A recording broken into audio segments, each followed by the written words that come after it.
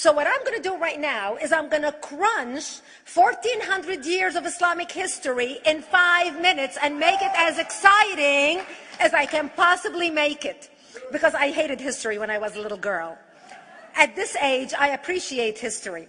And now I understand why they say those who don't learn from history are doomed to repeat it.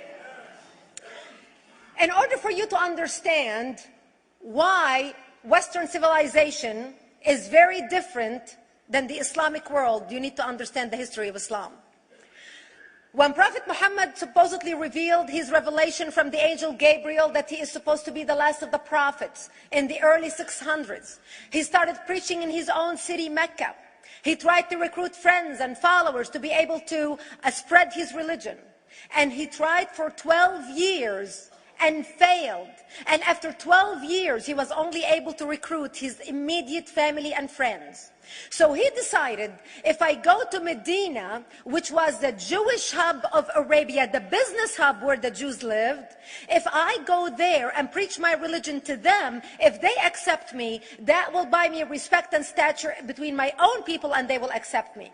So Prophet Muhammad started borrowing a lot from the Old Testament to make his religion more palpable to the Jews, to make it a lot similar. This is why you see a lot of similarities between Judaism and Islam. For example, Jews don't eat pigs, Muslims don't eat pigs. Jews pray a few times a day, Muslims pray a few times a day. Jews fast on Yom Kippur, Muslims fast on Ramadan.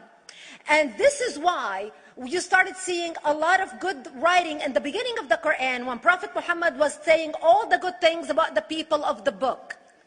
He took his message and went to Medina trying to recruit the Jews, talking about the people of the book, talking about how similar the two religions are. When they refused to accept him and follow him as the last of the prophet, that's when he turned against them and started killing them and started expelling them. That's when Islam went from a spiritual movement for the first 12 years of Islam into a political movement cloaked in religion after the year of the Hijrah, after Muhammad went to Medina and the Jews did not accept him.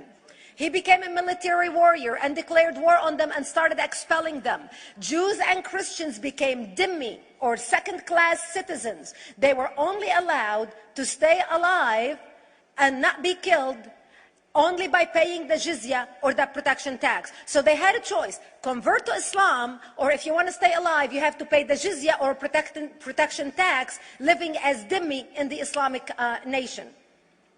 Christians and Jews could not ring church bells. Jews could not blow the shofar. Christians could not ring church bells. They could not pray publicly. Christians and Jews could not gather together and build new churches or new temples. And the way they paid the jizya or the protection tax was in a monthly ceremony where they would get together downtown and the Jew would kneel on his knee and hand his goods to the mullah, who would take the goods as the price for buying the protection. And in many areas, Jews and Christians were given necklaces to wear as a receipt that they paid their jizya or their protection tax. Jews considered najis under Islam. Najis is bodily fluid. Najis is garbage. Najis is dogs. Najis is dirty. So Christians and Jews were treated as second-class citizens. Islam continued to grow. As Islam grew, more people became dhimmi or second-class citizens. Jews and Christians were given identifiable clothing. The yellow star, which was given to the Jews that most people think is a German invention. It was actually an Islamic invention in the 9th century in Iraq by the second Khalif al-Mutawakkil of Iraq, who invented the yellow star for the Jews to be identified as they walked down the street. Because Jews were considered najis, if a Muslim man or a Jew walked on the same side of the street, the Jew had to cross the other side so the Muslim man can walk, so he's not dirtied by the filth of the Jew. Christians were given the zunnar, the belt, which most of you men are wearing right now. That was an Islamic invention for the Christians. Islam continued to grow. They went all the way to Jerusalem. They conquered Jerusalem. Christians couldn't ring their church bells in Jerusalem.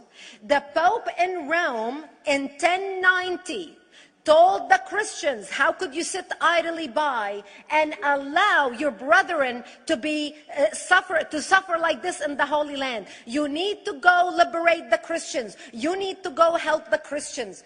That's why the Crusaders were launched. The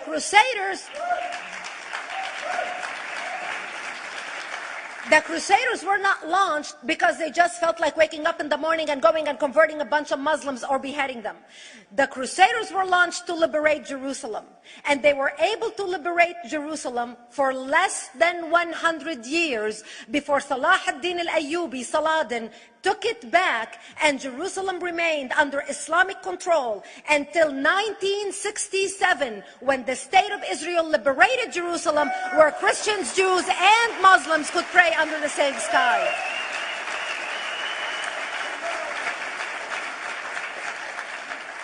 The Crusaders continued fighting Islam, and for 300 years they tried and failed. And by the 1300s, the Crusaders disappeared because they could not win against Islam. Islam continued to expand. They went all the way to Central Europe. They went all the way to China. They went to India. They conquered Spain. They changed the name of Spain from Spain to Andalusia. And they started, as they advanced, as they conquered more nations, more people paid the jizya, or the protection tax. And this is how the Islamic Empire grew.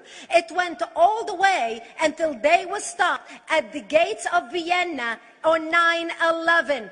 9/11 is not a date that Osama bin Laden just picked out of a hat. 9/11 is a symbolic date in the Islamic calendar. By the 1600s, Islam had covered more of the earth's surface than the Roman Empire did at its peak. Between the 1600s and the 1800s, the Europeans were experiencing the European Industrial Revolution, where the Europeans were able to invent products on factory lines, where they are able to make money and sell products, which gave them the money to build a strong army in order to fight the Muslims. And that's how they were able to stop them at the gates of Vienna on 9/11. The Europeans started the pushback against Islam. They pushed them out of Europe. They pushed them out of all the way to the Middle East and North Africa. By 1924, the Islamic Empire ended. In 1924, the Islamic Caliphate ended in Turkey by President Ataturk, who was a secularist. He ended the Islamic Empire, and he gave women rights to vote. He gave women a right to an education, a right to work, a right to choose a husband. He forbid women from wearing the hijab. He forbid men from wearing the beard. The Muslims hate him so much that they consider him a Jewish agent, because they believe that his mother and her bloodline was Jewish, and that was the influence on Ataturk. By the time the Islamic Empire, or the Islamic Caliphate, or the Islamic State ended in 1924, the Islamic Caliphate had existed for 1400 years, and it ended less than 100 years ago. By the time the Islamic Caliphate ended in 1924, 270 million people around the world were killed by Islam. 270 million. And we didn't have weapons of mass destruction, and there was nuclear weapons. All of these people were killed, butchered by the sword. The people in the world, less than 100 years ago, how many people knew this history? Please raise your hand. We in America have failed to educate our children about history. We in America failed to educate our population about history. Our children in high school, you take any 17, 16-year-old kid, 18-year-old kid, and ask them about World War II. They can't even tell you what happened in World War II. For them, it's ancient history, and we still have our World War II veteran walking among us. That's how little we know of history. Islam ended in 1924, the Caliphate. People thought the Caliphate will never be resurrected. The Caliphate will never come back. But two things happened in the Middle East in the last century that made the Islamists be able to resurrect the Caliphate. Number one is the discovery of oil in Saudi Arabia, which we were able to discover and were stupid enough to allow them to nationalize it. And the number two that happened was Ayatollah Khomeini coming to power in 1979. That gave the Islamists the money and also the spiritual covering in order to explode on the world stage. And people say, oh, well, the Wahhabis exported their Wahhabi radical religion. The Wahhabis are the name of Wahhab. They're not a different sect of Islam. They follow the authentic preaching of Prophet Muhammad, the way Prophet Muhammad lived and practiced his religion. This is why neither you or me or any infidel can step a foot in Mecca, because as far as they're concerned, we are filth. And as infidels, we're not allowed to step a foot, not President Obama and not anybody else. As a matter of fact, Al-Qaeda used to use Saudi Arabia and its success as an excuse to recruit members, as the example to show them how Allah has blessed Saudi Arabia because of the way they adhere to the tenets of Islam. And today we talk about ISIS. ISIS is not a new invention. ISIS resurrected the caliphate that ended less than 100 years ago. Except we are too ignorant and too uninformed to understand what ISIS is doing and why ISIS is succeeding.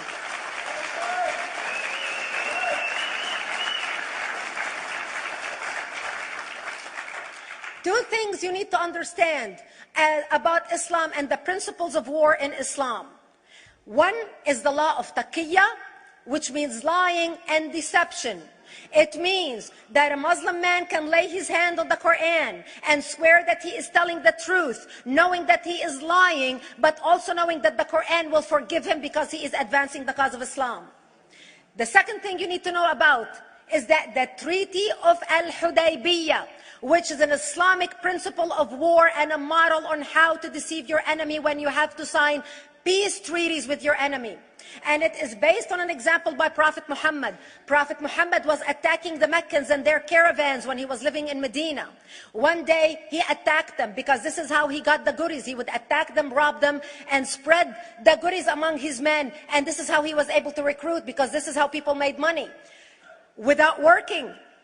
And so he attacked the Meccan caravans. When he realized he's not able to defeat the Meccans in that city of Al-Hudaybiyah, in that place, he signed a 10-year treaty with them. Does that sound familiar? Yes. A 10-year treaty with them that says he will not attack them, he will have peace with them, he will not declare war on them. Muhammad used the treaty for 2 years to build his military, strengthen his army, and when he realized he was strong enough to attack his enemies when they least expected it, because they thought they had a peace treaty with Muhammad, he broke the treaty, attacked them 2 years later, and Mecca fell within 24 hours because they were not expecting the attack. And that became a principle of war in Islam. And to give you an example of how that is practiced, this is why anything signed with Iran means nothing to them.